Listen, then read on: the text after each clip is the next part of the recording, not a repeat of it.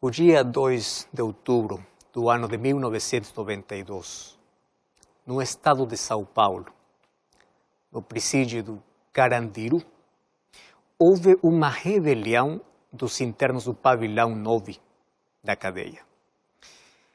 E essa rebelião culminou com uma terrível massacre.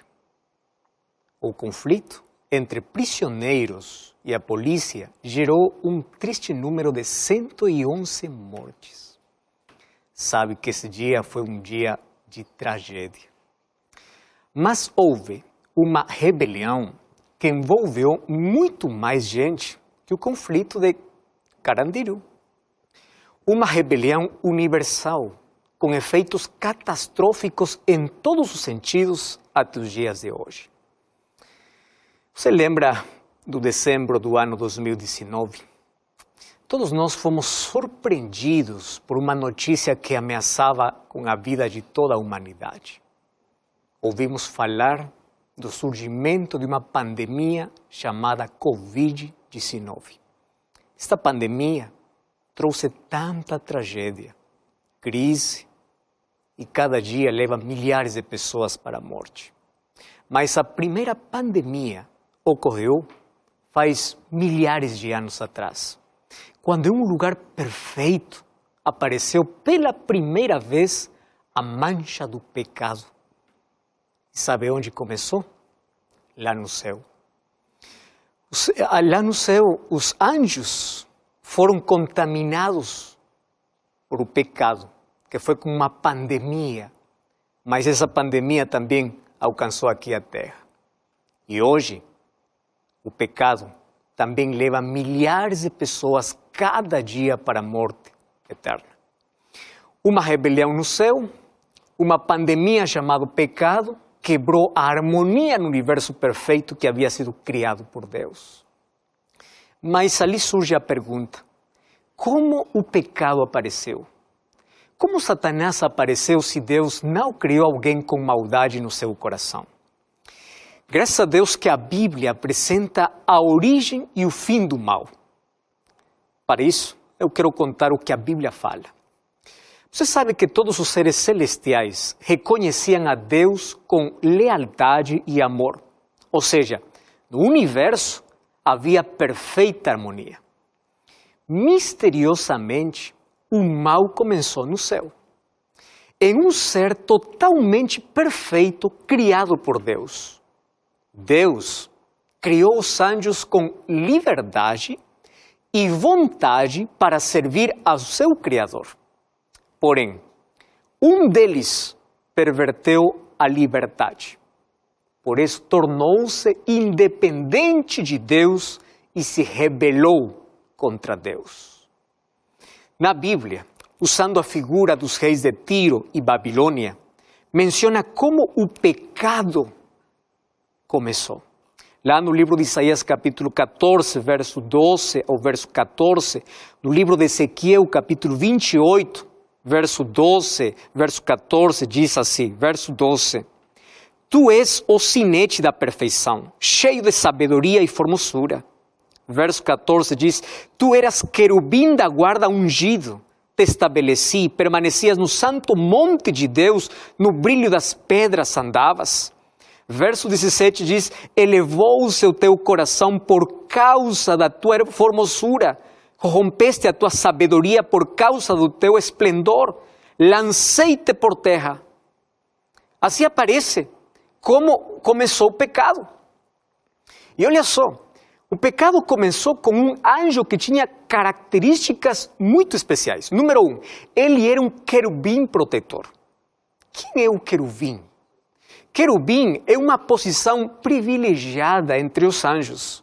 Sabe que o livro de Isaías, capítulo 37, verso 16, diz que Deus mora entre os querubins. Ou seja, os querubins estão diretamente na presença de Deus. Número 2, a Bíblia diz que ele foi criado perfeito. Ou seja, ele tinha prestígio. Seu nome significava portador da luz. Ele tinha glória. A terceira característica que a Bíblia fala é que ele estava cheio de beleza e sabedoria. Ou seja, antes de sua rebelião, Lúcifer era um anjo nobre. Ele era perfeito. Seu porte era majestuoso. Uma luz especial brilhava no seu rosto. No entanto, o orgulho, a inveja e o egoísmo corromperam seu caráter. Por isso que em seu egoísmo, ele cobiçou ser igual a Deus. Ele queria ser adorado como Deus. Olha o que diz o livro de Isaías, capítulo 14, o verso 13, o 12. Diz, como caíste do céu, ó estrela da manhã. Verso 13, tu dizias no teu coração, subirei ao céu, acima das estrelas de Deus, exaltarei o meu trono. Ou seja, Lúcifer desejava o poder e a posição de Deus.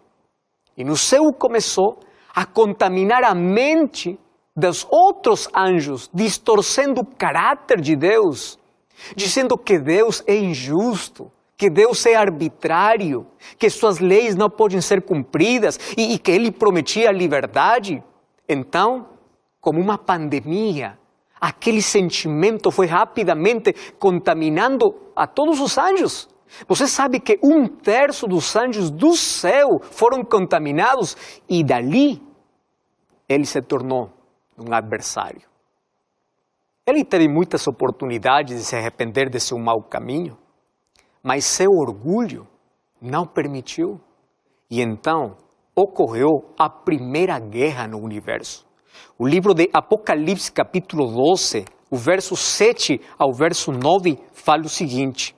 Diz assim, houve peleja no céu. Miguel e seus anjos pelejaram contra o dragão. Verso 9, e foi expulso o grande dragão, a serpente antiga, que se chama Diabo e Satanás, o sedutor de todo mundo, foi atirado para a terra e com ele os seus anjos. Uma pergunta que muitos estão fazendo é por que Deus não destruiu Satanás quando ele se rebelou? Agora, se Deus tivesse destruído Satanás, uma dúvida teria surgido no universo. A dúvida seria, por que Deus o destruiu? Acaso ele estava certo e Deus quis silenciar o inimigo? E por isso que Deus permitiu que o tempo revelasse ao universo o verdadeiro caráter de Deus e a verdadeira maldade que havia no coração do inimigo. Mas você sabe que o pecado é um mistério. Como um coração perfeito foi contaminado? No entanto, sabemos que Deus criou seres livres e inteligentes para que pudessem servi-lo. E eles pudessem servi-lo de maneira voluntária, por amor. Era uma escolha. Mas um deles escolheu se rebelar contra Deus. Deus criou também Adão e Eva aqui na terra. E quando Deus criou Adão e Eva, Ele não os criou como robôs programados para obedecer. Ele fez seres livres e inteligentes. Mas como você pode provar que você é livre? Quando a liberdade é posta à prova. Eles tiveram que passar por um pequeno teste. O livro de Gênesis, capítulo 2, versos 16 e 17, diz que Deus plantou uma árvore lá no meio do jardim do Éden. E Deus proibiu não comer do fruto de uma árvore. Agora, eu digo, este é um pequeno teste, porque teria sido muito difícil se Deus tivesse dito assim, só pode comer o fruto de uma árvore e tudo demais está proibido. É muito difícil. Mas Deus diz assim, você pode comer de tudo, menos do fruto de uma árvore. Então, aquele pequeno teste demonstraria sua lealdade e o amor para servir a Deus. Era um pequeno teste de obediência, fazendo o uso inteligente da sua liberdade.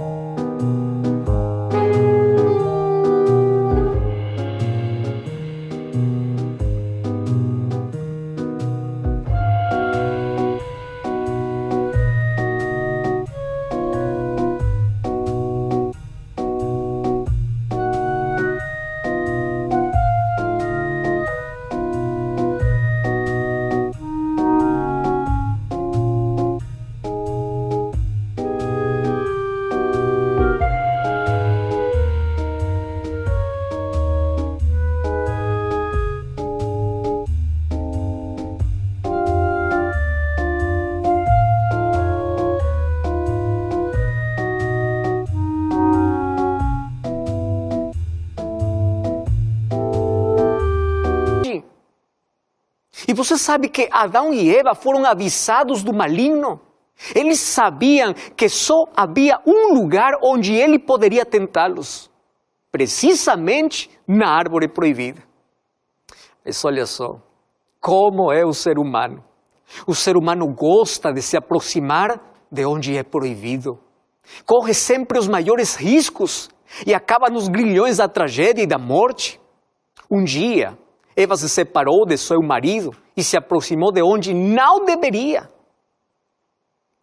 E ali aparece o livro de Gênesis capítulo 3, do verso 1 ao verso 6, e conta a triste história da queda do ser humano. Mas Eva nunca imaginou que Satanás viria disfarçado no mais belo animal da criação.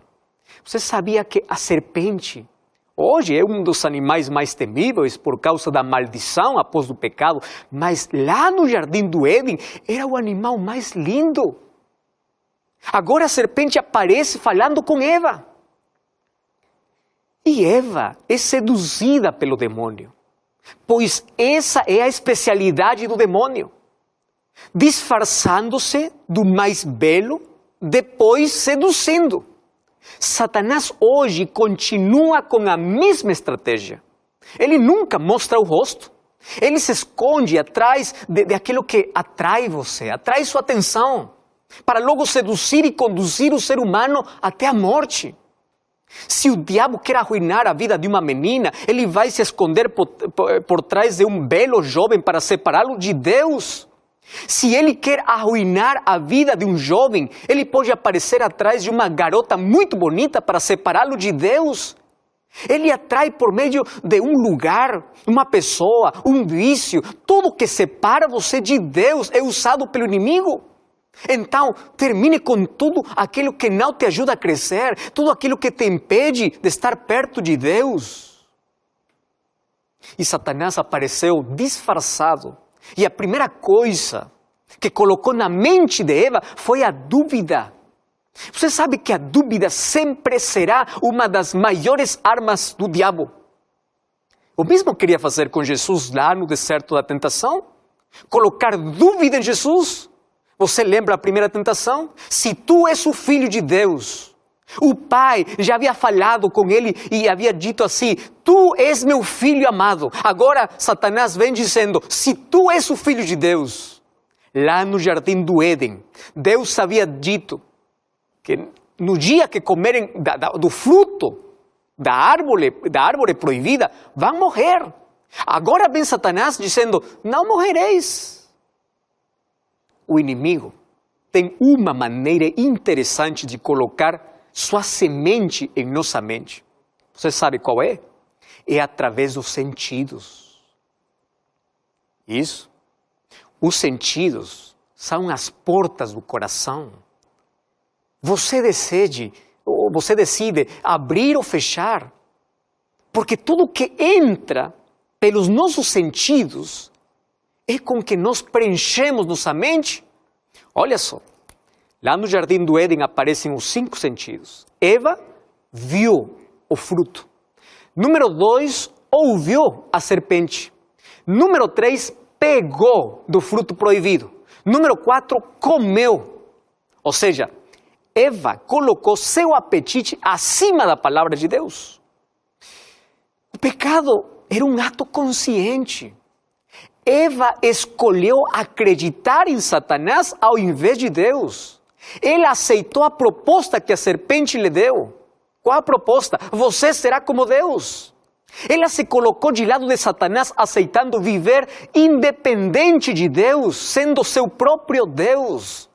É isso que agora Satanás consegue colocar na mente de milhares de pessoas, seduzindo pelos sentidos, para que você possa viver longe de Deus, uma vida sem regras, onde o apetite está acima da vontade de Deus, onde os sentimentos estão acima da palavra de Deus. Mas deixa eu lembrar uma coisa, Deus não criou robôs, Ele criou seres livres e inteligentes. Por isso, o melhor uso da sua inteligência é usar a sua liberdade para escolher amar e servir a Deus.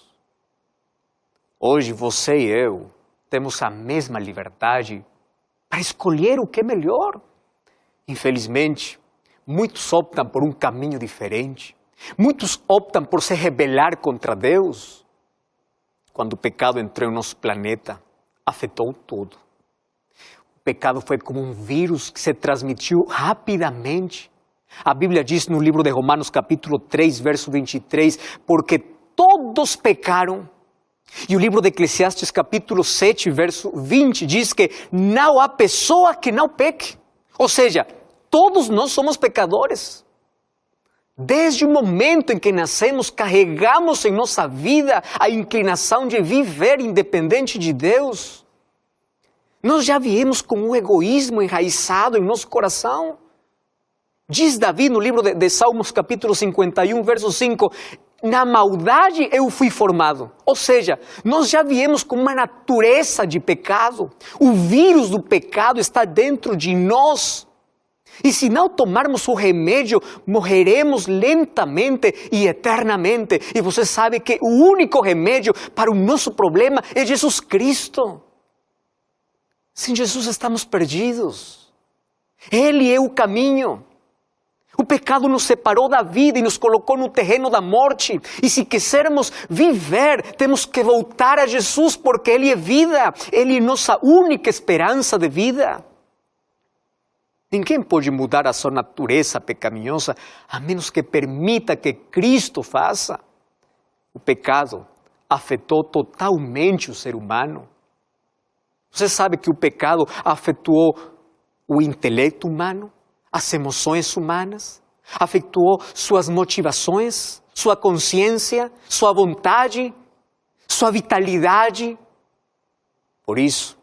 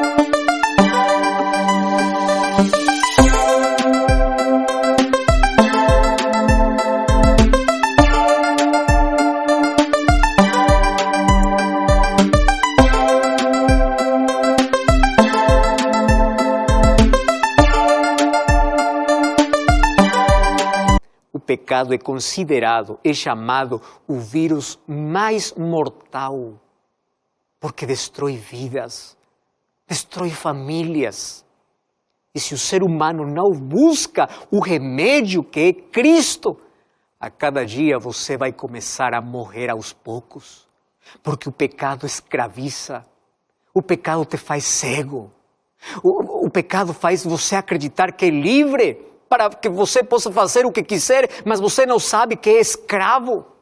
O pecado rouba seu sorriso, rouba seus sonhos, rouba sua vida, te deixa vazio e Satanás te faz acreditar que você se está divertindo, quando na realidade você se está destruindo. Por isso quem rejeita a salvação vive em constante autodestruição. Satanás não mudou de estratégia. Ele continua se disfarçando das coisas mais lindas para separar o ser humano de Deus. E quando você se separa de Deus, você se separa da vida. E quando você se separa da vida, você começa a morrer.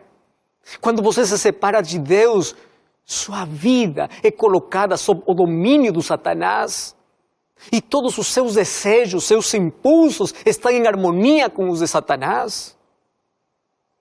O livro de Apocalipse, capítulo 12, o verso 12 diz que o diabo desceu com grande ira, sabendo que lhe resta pouco tempo. O apóstolo Pedro, no seu livro, 1 Pedro, capítulo 5, verso 8, diz que ele anda como um leão procurando alguém para destruir. O diabo é muito astuto. Ele é astuto para seduzir, para armar armadilhas. Ele pode até fazer falsos milagres para te separar da verdade. E se não conseguir com tudo isso, então ameaça, coloca dores, sofrimentos, tragédias, pandemias, para que o ser humano culpe a Deus. Para que você pense que Deus te abandonou, que não vale a pena continuar servindo a Deus. E por isso que Satanás comemora quando ele consegue você pensar, quando você acredita que Deus esqueceu de você. Quando você está culpando a Deus por todas as tragédias que acontecem com sua vida. Porém, como Jó, podemos ser fiel na adversidade. Porque Satanás nunca pode devorar, destruir alguém que se apega a Deus. Mesmo quando essa pessoa não entende o que está acontecendo. Mesmo na noite mais escura da sua vida. Para o inimigo destruir a tua vida, primeiro tem que separar você de Deus. Mas enquanto você se aproxime mais de Deus, Ele não poderá fazer nada contigo. Por isso o livro de Tiago, capítulo 4, verso 7 diz: submeta-se a Deus, resista ao diabo e ele fugirá de você. Todos os dias você tem dois caminhos.